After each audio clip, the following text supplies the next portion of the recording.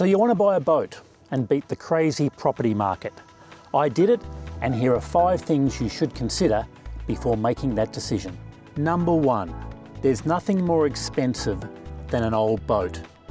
If you find a boat you're interested in, get a survey done or find someone to have a look over it who knows something about boats.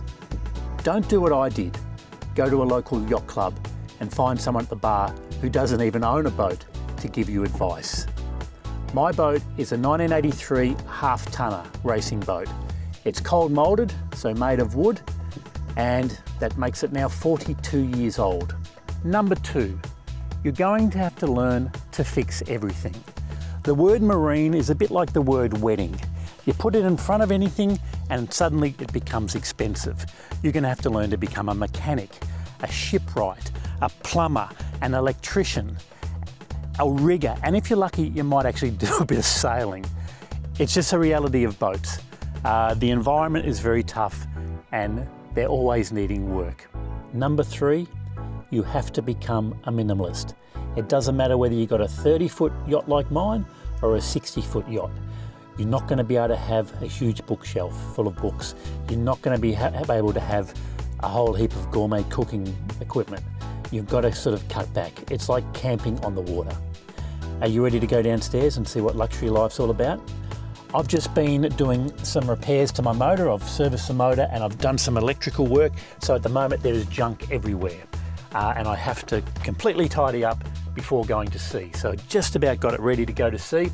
And I've just been reading a very good book where the suggestion is, if you go to sea, imagine the boat's going to turn upside down. So you have to pack everything in regard to that. The boat could upturn and everything could go everywhere. So as you can see, I've got a little way to go. By the way, this is the dance floor where I'm standing now.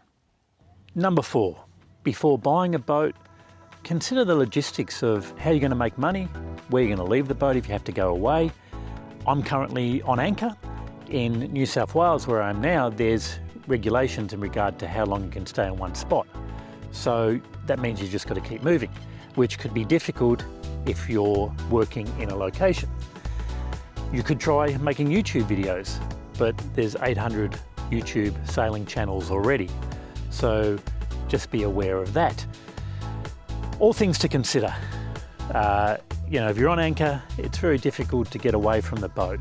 And if there's strong winds, you really should be near the boat. I'm usually on the boat if the winds are over 30 knots, just to make sure it doesn't drag anchor. Number 5, ports rot boats and men. If you can afford to spend more on your first purchase of a boat, do that. Look for boats that have had the rigging done, the sails done, the wiring done, where someone else has done all that hard work, because then you can just go out and enjoy the boat and sail. Getting an old boat where you have to do a lot of that work yourself, it's going to be very draining on your wallet, and if it's all new to you, possibly on your motivation. You fix one thing, you find 2 more problems. So if you can, try and find a boat that's had all that hard work done and it's ready to go. I've been getting SV Sequoia ready to hit the sea, and that will be my next video, documenting the trip from the Clarence River to possibly Ballina and then the Gold Coast, but definitely heading north to Queensland. So join me for that video and see if we make it.